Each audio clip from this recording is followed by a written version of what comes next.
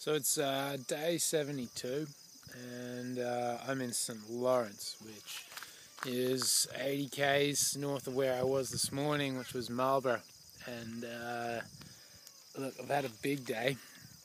In fact, I think it's almost worth calling or putting an argument forward for saying it was the biggest day I've had so far. And look, I know quantifiably 108 from the Gold Coast to Brisbane just stands out as the biggest so far, but there's a couple of reasons that I thought today's run was a bit more difficult, a bit more risky, a bit more tough really, and I don't know, I suppose I'll talk about those because that's what's on my mind.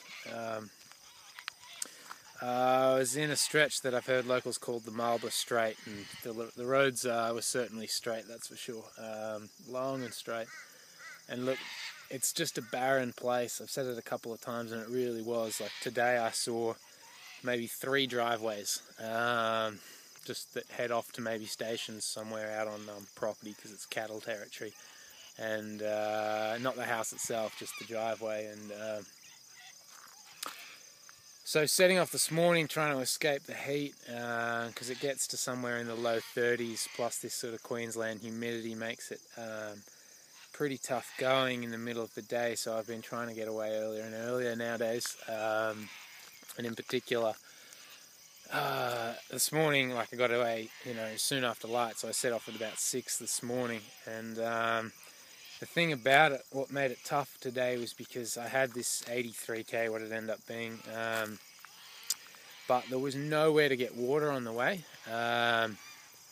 which in the past has been, look, that's what makes doing 108 doable, because at any given point I could just stop off and buy a drink or fill up with water, as I did. I think I said at the end of that, I drank 16 litres of water on that day. Well, I know 83 is still 25 short of 108, but it's certainly hotter. And if you have to carry it all, I certainly wasn't carrying 16 litres, but I brought an extra 3 with me. It was about as much as I could carry because that brought my total weight of the pack up to 11 kilos. And I think the speed at which I travelled definitely reflected that.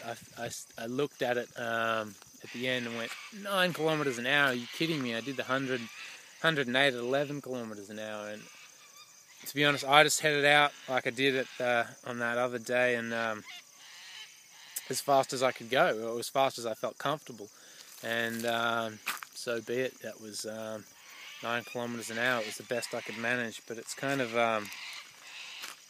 I don't know, it was pretty critical to conserve water, because 7 litres of water over that distance is, it's risky. Anyway, because we're in crocodile territory as well now, and I mean, I looked at some of the creeks and they're just brown as, like you couldn't see, 10 centimetres under the surface, and with crocodiles lurking, I'm not feeling too brilliant about just going down to random creeks and collecting water to put iodine in and whatnot. But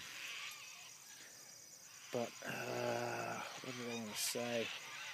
So yeah, but funny things, right? What's kind of happening to my body over time is it's changing. I couldn't have done what I did today months ago. I remember when I was training, I'd go through heaps of water and I'd go through heaps of food and whatnot. But my body's getting amazingly efficient. It can do without. It can do with way less food. Like this sports tracker thing, like seems to think I'm still racking up, 6,000 calories a day. But I tell you what, I'm not eating that much anymore, and I'm not losing weight either. So I'm both efficient in energy and the amount of water. Like 7 litres running for 9 hours in above 30, and humidity is just, I mean, it wasn't that hot in the morning, it picked up to that, but it gets there around 10 o'clock in the morning easily. So I don't know, I'm amazed that my body puts up with that, but it just seems to be surviving. So in a way, look, and I just feel shattered right now, like just as shattered as I did that day after the 108, and so I'm definitely going to rest tomorrow. I'll stay another day here and I'll show you a bit more around town. It's a pretty small place, but it's nice. I was just watching the end of the sunset over there, and it wasn't brilliant, but nevertheless nice to watch all these birds. That's the railway tracks, and town's back over that way. I'll saunter back over there in a second. What was I going to say? I can't remember. Yeah, now I remember.